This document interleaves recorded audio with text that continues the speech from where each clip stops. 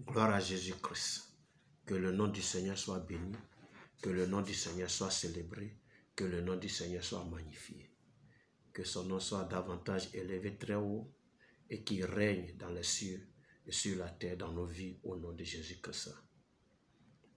C'est une grâce que le Seigneur nous donne en ce jour de nous retrouver pour partager sa parole. Nous voulons donc bénir le nom de l'Éternel une fois de plus et lui dire merci pour cette opportunité qu'il nous donne de nous retrouver. Que Dieu te bénisse, toi tu te connais maintenant. Que Dieu te bénisse, toi tu te disposes à suivre cette vidéo, à suivre cet enseignement. Que la grâce et la faveur de Dieu te localisent depuis ta position et que tu reçois le meilleur du Seigneur dans le nom puissant de Jésus-Christ. J'invite le Saint-Esprit à prendre le contrôle de ces instants.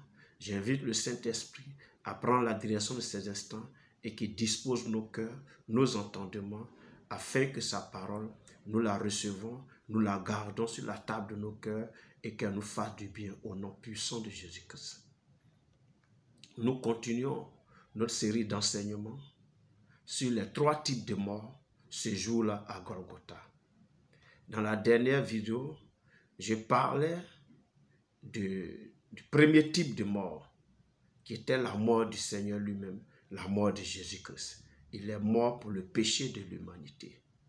Il a pris la place de nous les hommes, parce que c'est nous les bandits, c'est nous les brigands, c'est nous les mauvais, c'est nous qui méritons cette mort-là. Parce que le salaire du péché, c'est la mort. Mais Jésus a pris ce jour-là, à la croix de Golgotha, la vie de tous les pécheurs, et il a subi le châtiment de tous les pécheurs à la croix, pour que nous, en retour, nous recevons sa vie et que nous vivons éternellement. Seulement, nous devons croire en lui et lui apporter notre vie pour qu'il la transforme, lui apporter nos âmes pour qu'il les sauve, lui apporter nos cœurs pour qu'il les façonne. Alléluia. Le deuxième type de mort qui a eu lieu ce jour-là à Golgotha, c'est de ça qui sera question maintenant. Mais nous voulons lire notre passage de Luc 23, versets 39 à 43, que je vais relire encore à nouveau. L'un des malfaiteurs crucifiés l'injurait, disant, « N'es-tu pas le Christ? Sauve toi-même et sauve-nous. » Mais l'autre le reprenait et disait, « Ne crains-tu pas Dieu, toi qui subis la même condamnation? Pour nous, c'est juste, car nous recevons ce qu'ont mérité nos crimes.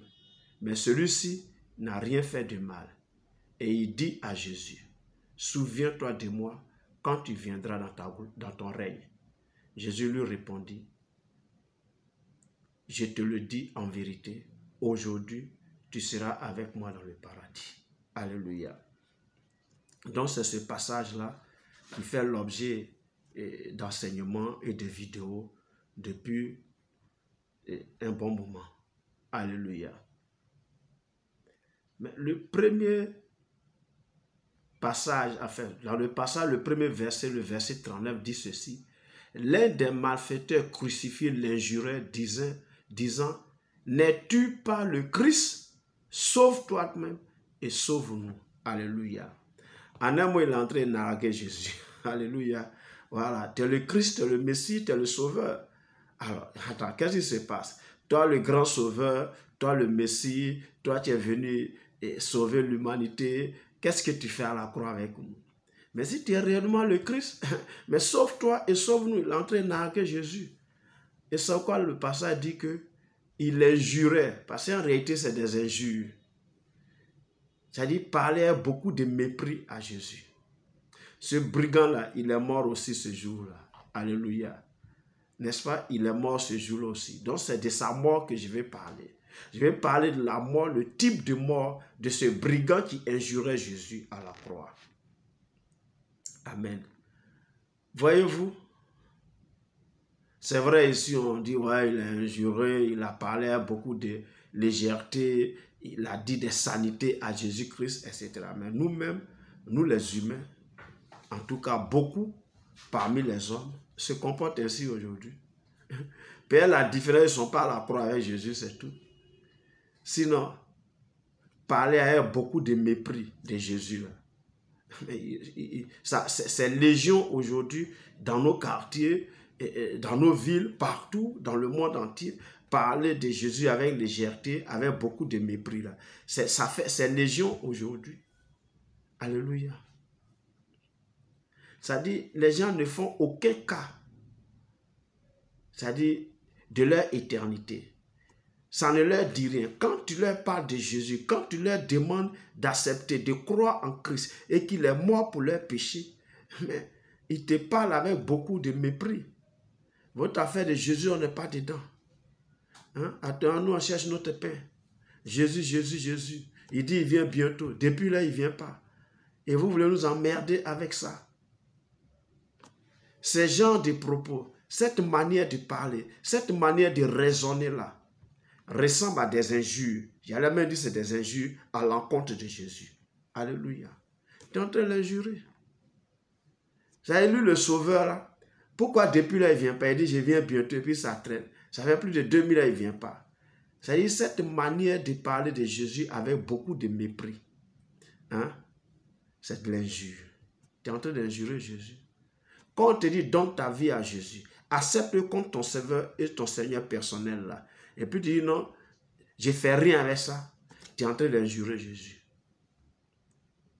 En réalité, tu ne sais pas que tu es en danger. Et que faisant ainsi, tu cours vers la mort éternelle. Parce que ce bandit, il est mort dans son péché.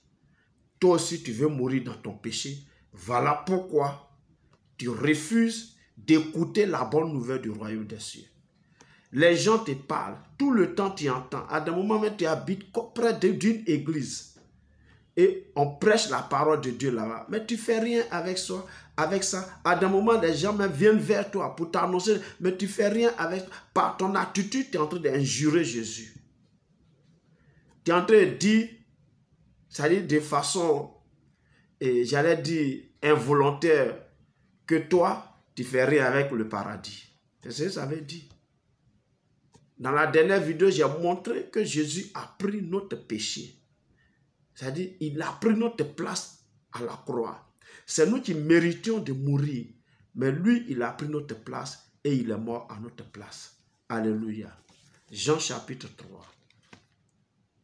On va lire ça aujourd'hui. La dernière fois, j'ai cité ça. Mais aujourd'hui, on va vraiment lire ce passage-là. Jean chapitre 3. Je vais lire les versets 16 et ce jusqu'à 18. Qui dit cela.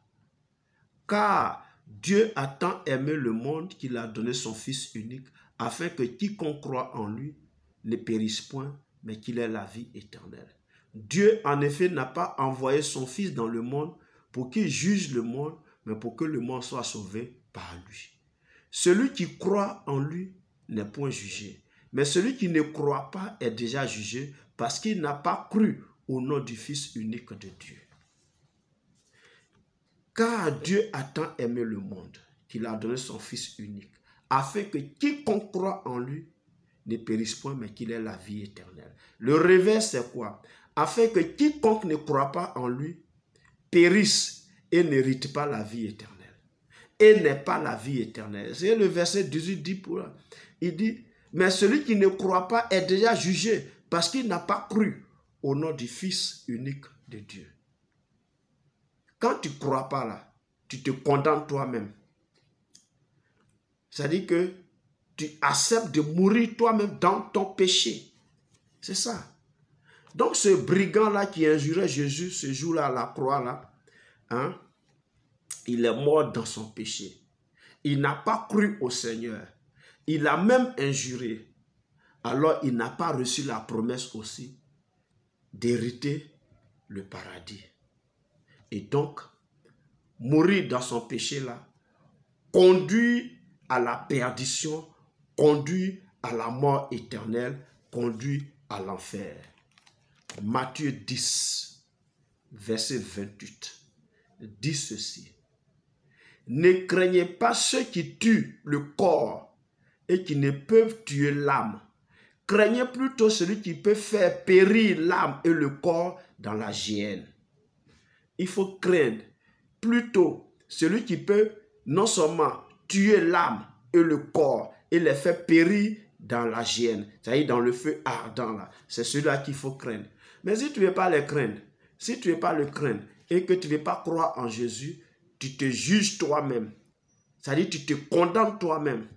Le brigand à la croix là, c'est doublement condamné. Les hommes l'ont condamné d'abord à cause des actes qu'il a posés, à cause de son attitude, de son comportement dans la société. Donc il méritait cette condamnation.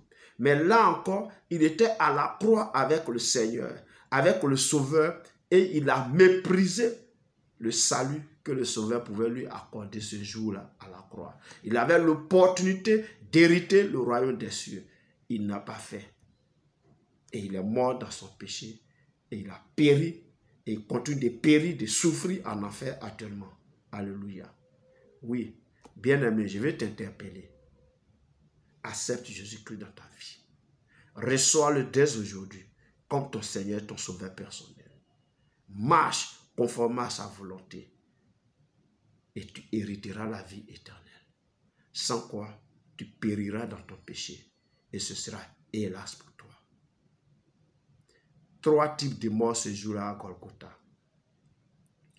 Le 3e type de mort, j'en parlerai dans la prochaine vidéo. C'est la mort du 2e bandit. Merci de m'avoir suivi. Que Dieu te bénisse abondamment. Que Dieu te donne de comprendre ces choses et de revoir ta façon de faire, de revoir ta façon d'agir, de revoir ta façon de traiter le Seigneur et de l'accepter véritablement dans ta vie. Grâce, grâce surabonde sur ta vie au nom de Jésus-Christ. Merci et nous sommes à la prochaine. D'ici là, porte-toi bien au nom de Jésus-Christ. Amen.